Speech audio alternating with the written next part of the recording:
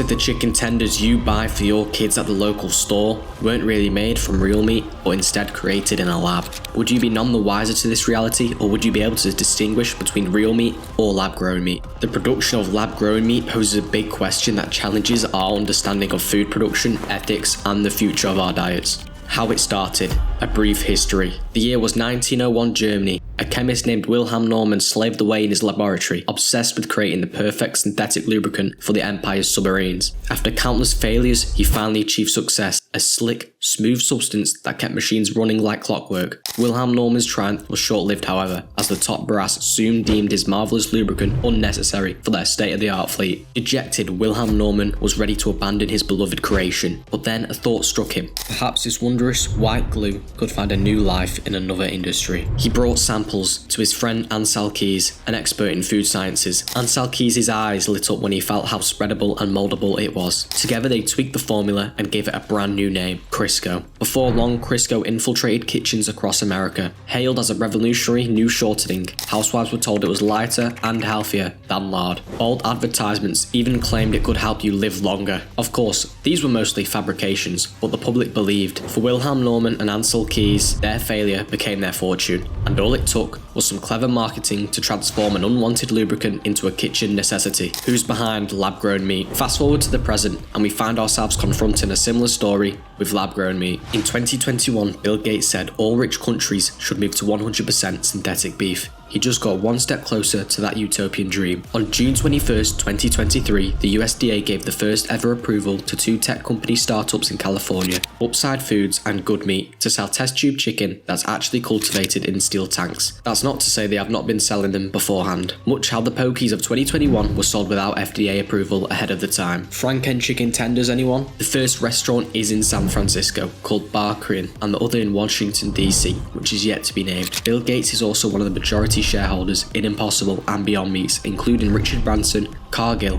and Tyson Foods, to mention a few. Bill Gates is not a nutritionist, he's not a scientist, he's a computer wizard. Could he be, after consolidating the food supply? One thing's for sure, Bill Gates is the largest private farmland owner in the United States. Not Jimbo, who comes from a long line of farms, but Gates, a tech billionaire turned scientist turned nutritionist. The complexities of lab-grown meat. These ultra-processed, lab-grown fake meat substitutes are not healthier than real meat, and are not better for the environment. Either most include ingredients like canola oil, akin to the controversial Crisco of the past, natural flavours, and fillers like potato and rice protein. Then they have to add synthetic vitamins to make the nutrition profile comparable to the real meat, and we're told that is more nutritious than real beef. Also, lab-grown meat could possibly emit 4 to 25 times more emissions than actual beef. The increased GHG emissions would stem from fossil fuel inputs and pharmaceutical products needed during purification stages. In order to reproduce cells for cultured meat, they need to eliminate endotoxins that grow. Lab-grown meat companies use flawed carbon analysis based on unrealistic technologies and don't factor in scale. Unlike the biogenic carbon cycle with cattle, these emissions would be new. Lab-grown meats are worse for our food systems, soil, farmers, planet, and health. Tech companies want to trick you into thinking this is better so they can scale our food systems and reap more profits. Real meat contains bioavailable nutrients like vitamin B12, iron, zinc, niacin, and essential amino acids.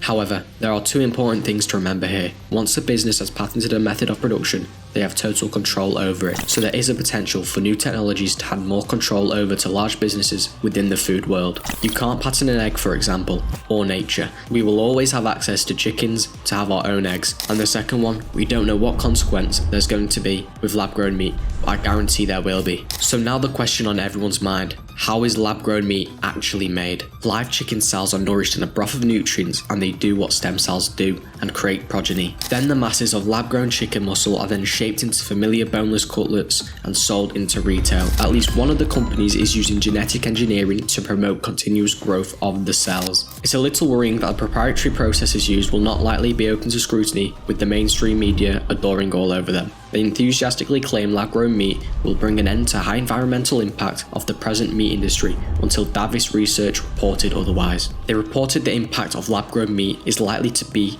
orders of magnitude higher than the real thing. Lots of consumers are apparently adverse to their chicken having a steel vat for a mother. Evidently, the notion of chicken nurtured in a steel vat finds disfavour among many consumers. Ethical dilemmas and moral considerations. The USDA gave the industry $10 million of your money to address consumer acceptance. Should we be genetically modifying the meat of animals that took hundreds of thousands of years to develop into a favourite menu item? I think this would have major dystopic implications. Number one is that they're looking to increase their sales and not just have these in restaurants, but to have these on supermarket shelves. So in the next 10 years, we can expect store-bought chicken to be all lab-grown. What will the implications be? Seeing actors like Bill Gates looking to infuse our food with mRNA and other biotechnology. They're ramping up these climate change initiatives and the food shortages and all this kind of propaganda. We're going to curiously forget about the fact that we can actually grow our own food. And if we can grow our own food, how is there a food shortage? It doesn't make much sense until it does. Is this all about control and power? Could lab-grown meat be the reason behind the Dutch government's approval of seizing up half the country's farmland under the guise of reducing nitrogen emissions? The Netherlands is the second largest livestock exporter in the world. This of course will affect the global food supply even more than it already has. Forcing everyone to eat the fake meat and the bugs, the World Economic Forum counts everyone will eat by the year 2030 for climate change purposes, but it actually gets worse. The EU has designated up to 3,000 farms that could be voluntarily seized by the government, most likely similar to the American eminent domain policy, buying out farmers to sell their land, to sell their livelihood, to sell their independence, in self-sufficiency to further cripple the global food supply. According to a recent report, more than a third of meat consumed in 2040 could be produced in a laboratory. So what happens next? Will all our meat, produce and eggs come from a factory with no more free-range cow and chicken grazing? How will farmers survive when their land and farms are taken away? Small businesses will cease to exist, only mega corporations and factories will reap the profits. The right for free choice. We have to realise that this is not just some accident. It's the food that we think is the same is not the same anymore.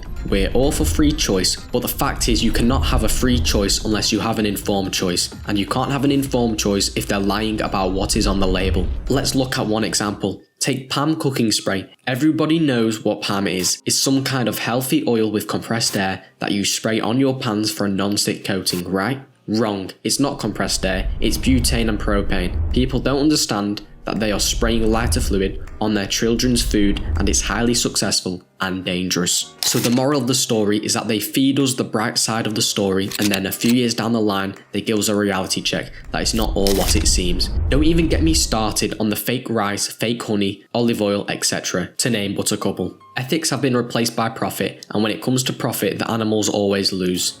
Lab-grown meat is no more humane for the animals than they would have you believe. On a positive note, Singapore has been the only country to officially regulate lab-grown meat for the past 2 years, and Italy is set to become the first country to ban lab-grown meat, and anyone caught producing it or using it could face a fine of €60,000.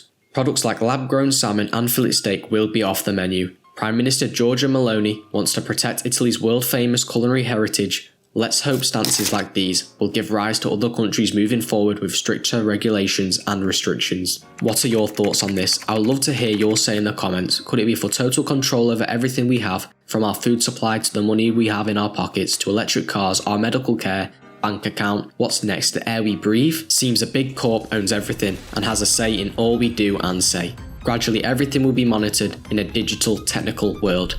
Or is it for the greater good, the saving of our planet, or the humane treatment of animals, and the upkeep of our meat for our ever-growing population? Thanks for watching, and please don't forget to like and subscribe.